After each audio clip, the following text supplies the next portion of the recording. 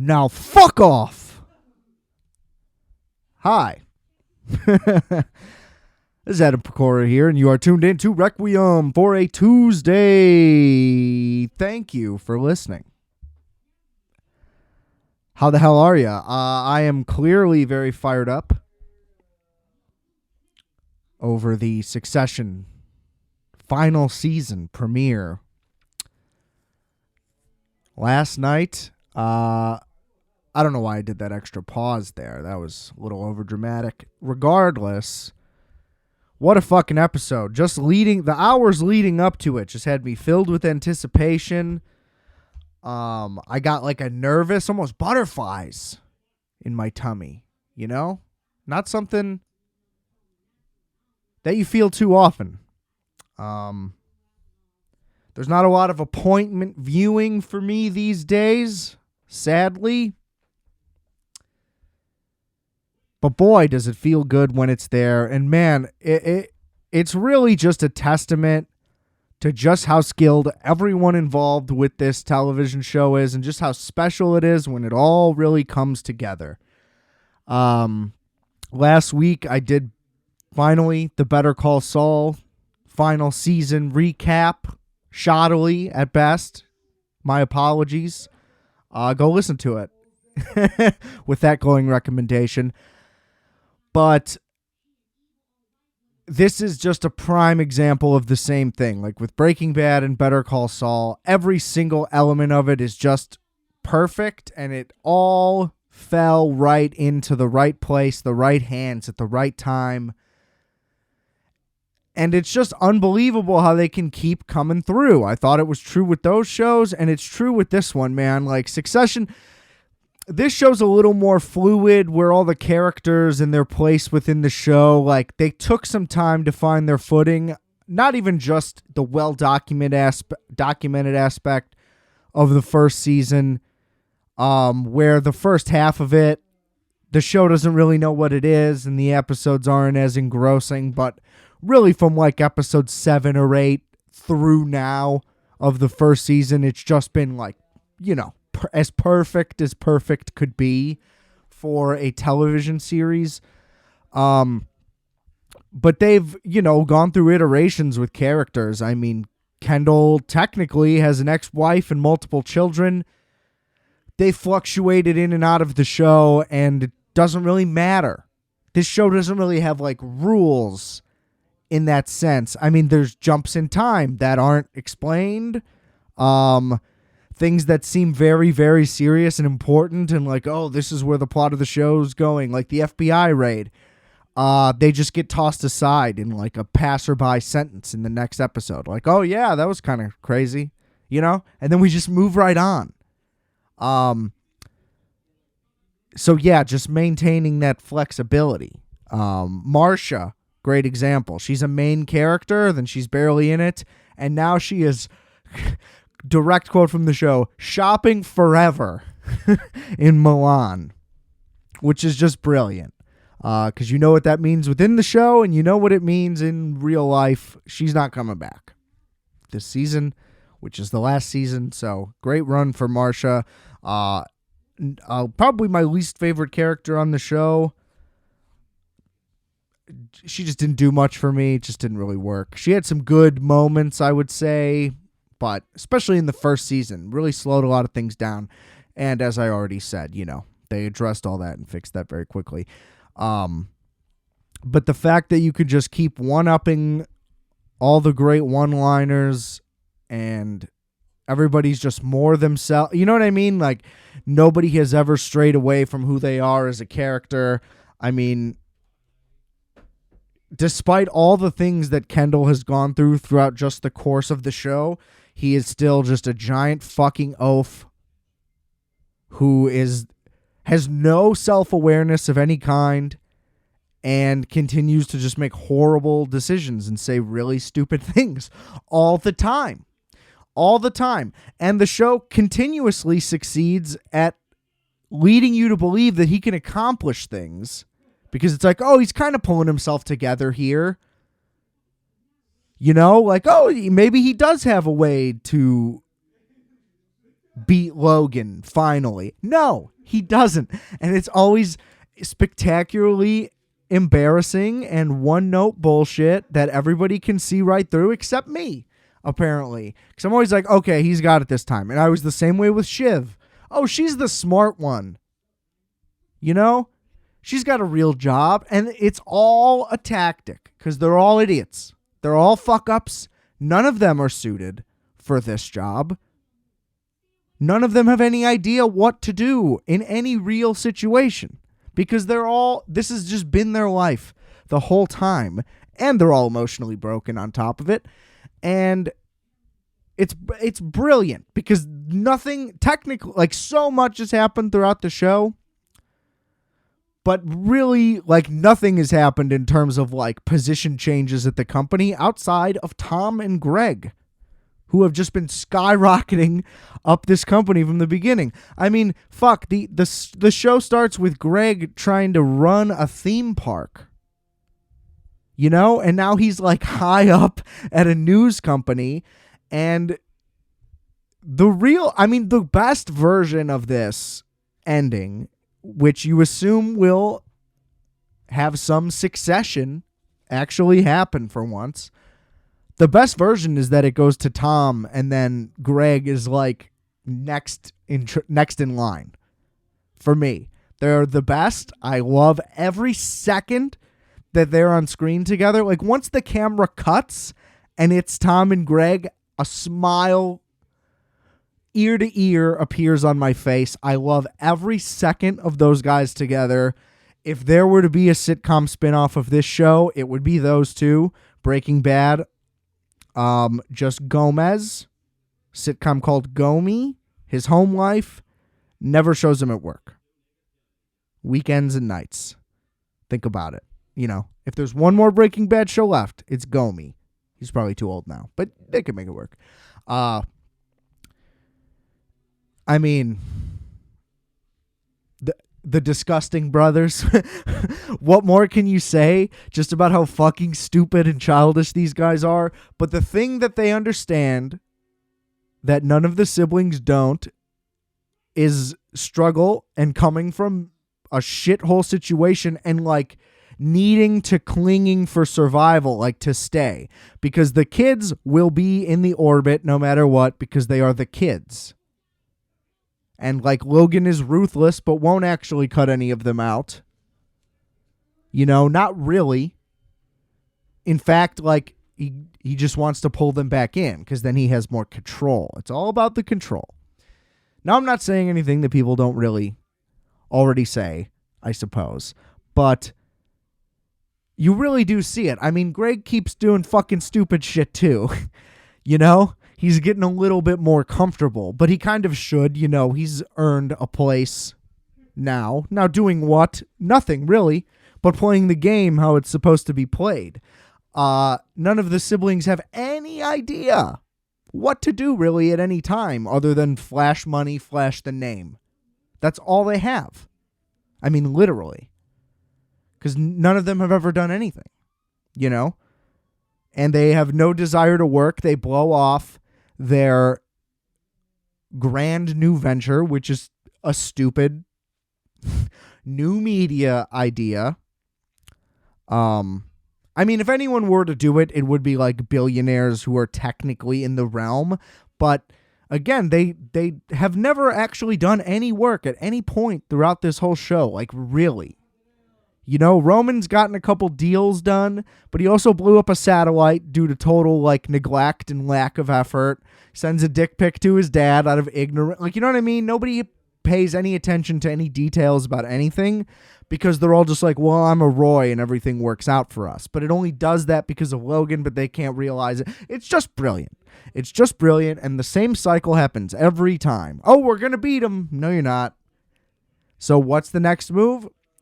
To me, it seems very clear and that there was a huge oversight by the kids that the deal with Gojo, is that what it's called? I forget. Sorry. Has 3 days or 48 hours. It has 2 days before it's going to go through. They need that deal to go through in order to liquidate their assets, which they'll only get through the sale, which is what they would use to buy this other company. You see. So if Logan really wants to, out of pettiness, he can just pull out. I mean, that would be fucked up, but has that ever stopped anything that ever happens on this show or with these people? Like, definitely not. And then just to fuck them over. Right? You know, or just like prolong it and delay it or something. Like, there's something that he can pull. Now, again, next episode, it could just be 2 months later. It could be a week later, regardless. Like, and the conflict's going to be something completely different. Because it does seem like from the skip ahead that the rest of the season is going to be focused on a presidential election, which they laid the groundwork a little bit with Connor's story, which I love. I wish there was more focus on it, but the fact that they're showing that it's ridiculous kind of gets you there.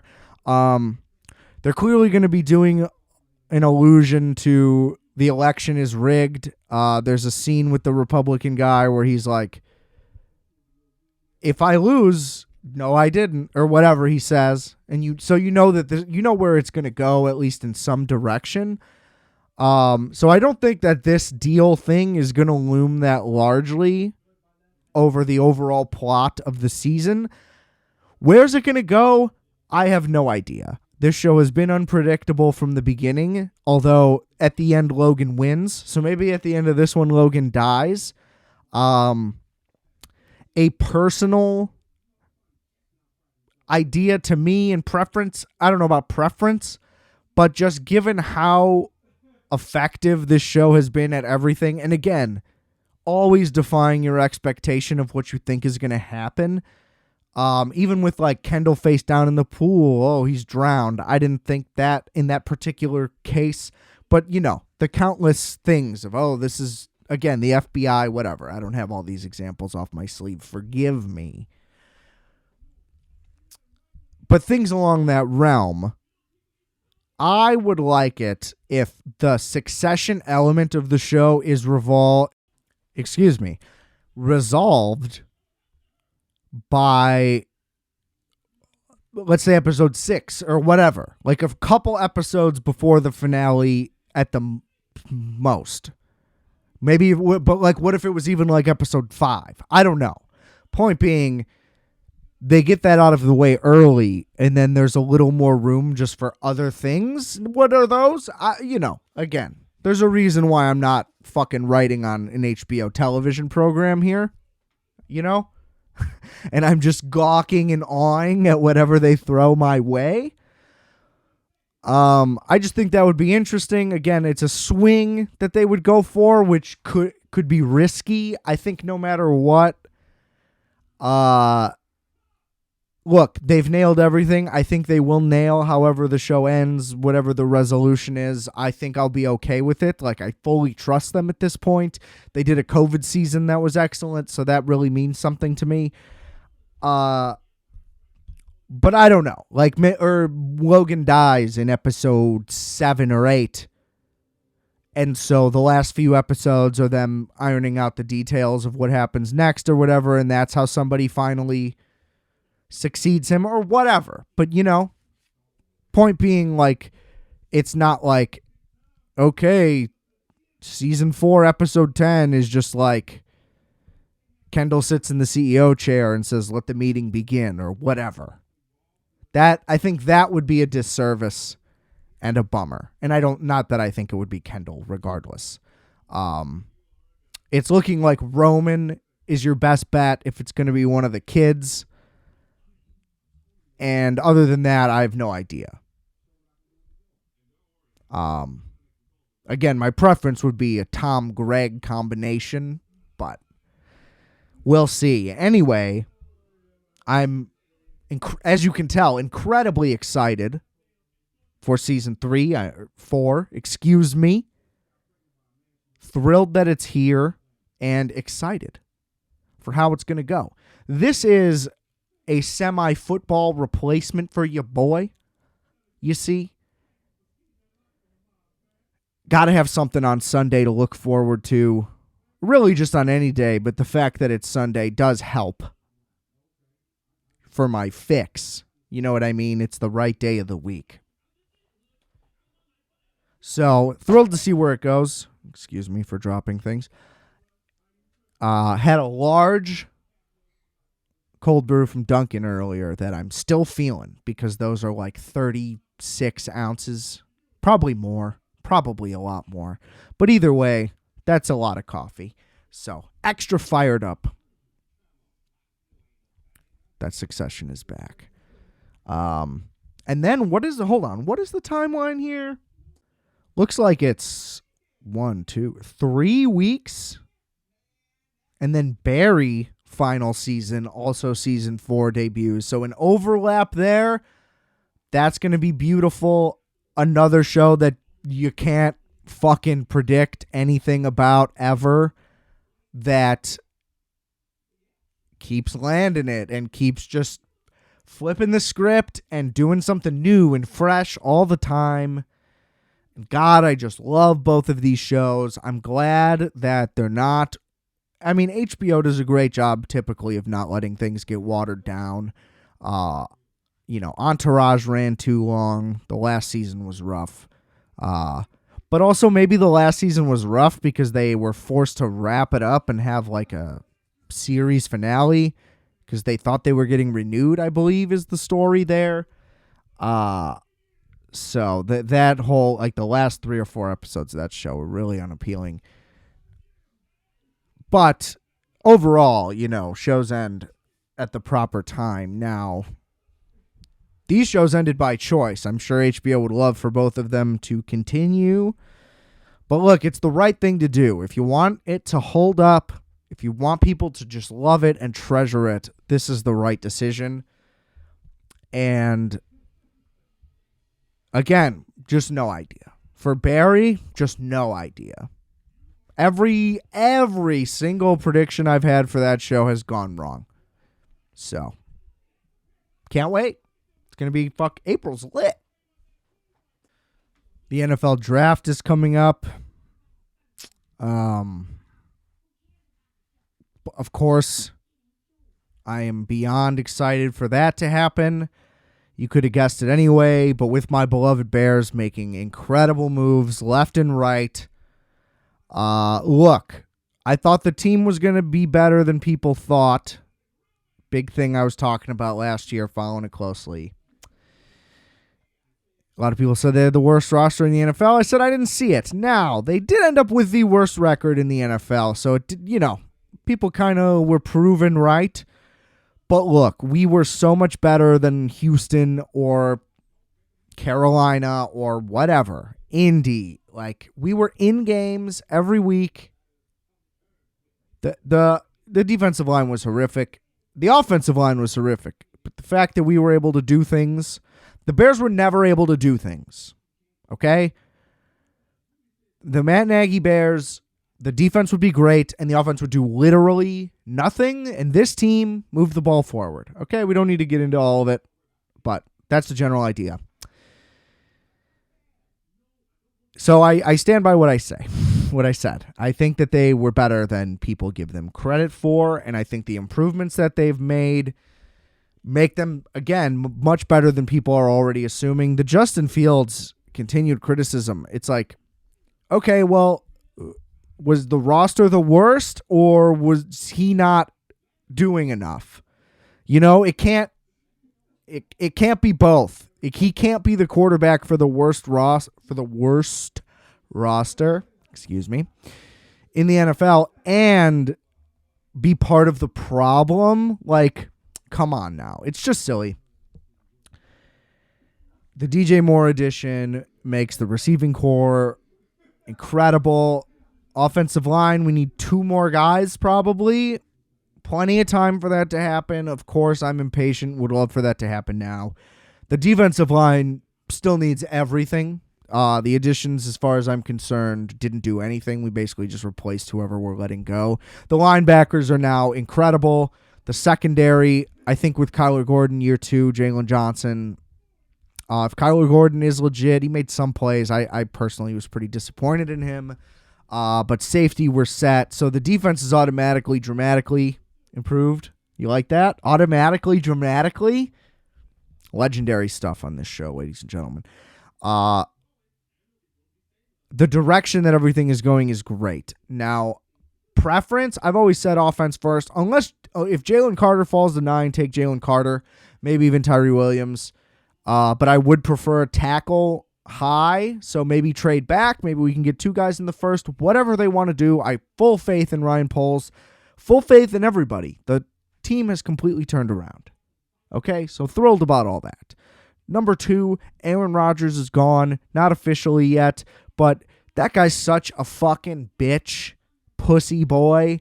It's unbelievable. Darkness Retreat, rumor has it, shout out Mina Kimes for breaking this on Bill Simmons, didn't even make it the full 4 days because he's a giant fucking pussy, okay? He's talking about ayahuasca and all this shit. And look, he sounds like Will Smith was like, I did ayahuasca 9 times. Talked about this on the show. And first of all, that's a problem, okay? You need more things than that. But basically my point is, these clean-cut guys do psychedelics for the first time in their 40s, and now they think they're smarter than everybody else. Let me tell you this, Aaron, okay? I did the same thing when I was 16 fucking years old, all right? I thought I opened up the doors of perception or whatever the fuck you're talking about, and maybe I did, and maybe it helped me grow and become a better person. But let me tell you this, buddy. You're just old tripping for the first time. That's what tripping's like. It's sick. The fact that you think that you're some like mystic shaman now or whatever, fuck off. And I'm coming at this from both, mostly just from a Bears perspective. So I just fucking hate your guts anyway. But it's getting cringy. Oh, I'm the cool guy, man. I'm calling all the shots now. I'm 40. So I'm going to rip my team publicly, bullshit, for 3 straight years. Like, I'd be fucking done with this guy too if I were them. Like, he's disrespecting everybody. He's disrespecting his own teammates by saying the organization doesn't support him.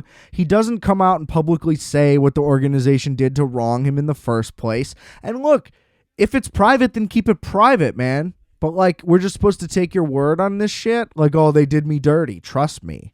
Why should I trust you? You're a piece of shit. You ruined my life for fucking 18 years or however fucking long it's been now. It feels that long. So, it's very personal in Chicago, hating Aaron Rodgers. And listen, if he walked up to me with a smile on his face, I mean, what am I going to do? You know what I mean? I don't have the balls to do it, and I admit it. Okay? But I'm not on that guy's level. When you make $60 million a season, tubby guys in their room screaming into a microphone get to rip you. That's part of that $60 million. Is Tubby Adam calling you a pussy, okay? Even though you're 6'3" and a generational talent athlete. That's what you get paid for. Along with your abilities. So that's just how that is, and I have every right to act like a bitch too, Aaron, okay? So you can go blast people on Pat McAfee, you could tell Adam Schefter to fuck off because you're cool, and you're burning bridges or whatever the fuck you're doing. You're Mr. Mystery Man. But look, when you just go on the show every week and you're like correcting a bunch of things people said about you, that just means all you do is like Google yourself and listen to what people say about you. So that's cringy as hell. And that's what I have to say about Aaron Rodgers. Lamar Jackson officially came out and said he has requested a trade. That seems silly because he's franchise tagged but under a non-exclusive thing. So why don't you... I guess I don't know fully how that works. I assumed that other teams could make offers. So it's like, why don't you just sign with somebody else and see if the Ravens match? I guess it's because you straight up don't want them to match because of how the negotiations have gone. That's the only way that would make sense to me. But if I'm the Ravens and he wants out, I just let him walk, and then I get 2 first-round picks for free. I think that that's a huge thing. I don't understand why no one's giving him the money. They're handing out all this guaranteed money in the realm of what he wants to Deshaun Watson, who's a serial rapist. Not rapist, but, a serial offender who played like shit. So they did no diligence in, checking him out, clearly. Now, he could be spectacular next year, and maybe it all works out. Kyler, who doesn't even study film, and is hurt all the time and is a liability 100%. Lamar at least wins. Look, I don't think you can win a Super Bowl, but I don't think the Ravens, as they are with the way they prepare with this guy, they don't do enough to get that team to win it. They expect Lamar to do everything. The receivers aren't good. The scheme doesn't really work. And that's on them. I think Lamar's talented enough that he's better than Kyler Murray and he's better than Deshaun Watson. I don't think there's any question of that. So I don't understand why people aren't fucking jumping to offer him at least remotely what he's asking for. That way, if the Ravens just don't match, you get what you want and you only have to give up 2 firsts. I mean, the Panthers just gave the Bears more than 2 firsts. Just for the first overall pick. Whoever they take, it will not be better than Lamar Jackson. Now, I get it. They're not going to be under the same salary restriction, but it just doesn't make sense to me, And I'm not even a big Lamar guy, but it's just kind of a no-brainer, and somebody should go for it. I mean, if the Bucs had the cap space, that would be a great move. I don't know. That's the thing. I don't know who has what money where. I know the Bears still need to spend $45 million just to be at the minimum spending. There's so much cap space still. And, that's all I'm really concerned about is the Bears winning the Super Bowl very soon. First-class organization for the first time in history. Could not be more thrilled. Things are really on the up and up. April 2023, the greatest month of my life so far. That's what it's looking like. Okay?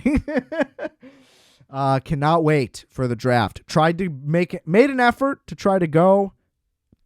It's in Kansas City, which I love dearly. Great city. 3rd favorite city I've ever been to. And that doesn't sound like that high of praise. I have been to a fair chunk of cities, I would say. Anyway, I just can't wait. But, couldn't commit. Too much debt to go into for a maybe I won't even get to attend. Because the draft is free to attend, but you have to win the tickets in a lottery system. It seems like. Which if I'm paying to stay there and get a car all the way out there, and all of which were reasonably priced overall, it's just I haven't been saving to do this, so the debt would have been heavy for a not guarantee. Got some great rates, though, so it is tough to pass up, but, you go all the way out there and then you can't get in, and it's well, we could have just done this later and watched it on TV, which we're doing anyway, Now it's well, we're here and we're trapped in the room because I'm watching this on TV, and that defeats the purpose of a vacation. Ladies and gentlemen, learn how to plan a trip. Like me. I'm the best. All right. Didn't do plugs at the beginning, whatever. Rate, review, and subscribe to Requiem for a Tuesday. I know that you don't, so just do it. Please, leave a little comment. Say, this is great. 5 stars. You're done. 10 seconds. See how quick that was? You could do it you could type it just as fast as I said it. Especially Spotify. We need more reviews on there. They're not even showing up. Come on, you guys. Come on. You can get the merch, rfat.bigcartel.com. Instagram, at adam.rfat, RFAT, baby. Justice's show, Microwave Minutes, all that good stuff. It's all linked in the description below. Lots of links, lots of good stuff. We got music for you as well. So check it all out and enjoy. We will be back next week, of course. And remember, I are fat, you are fat, we are fat. Calculator.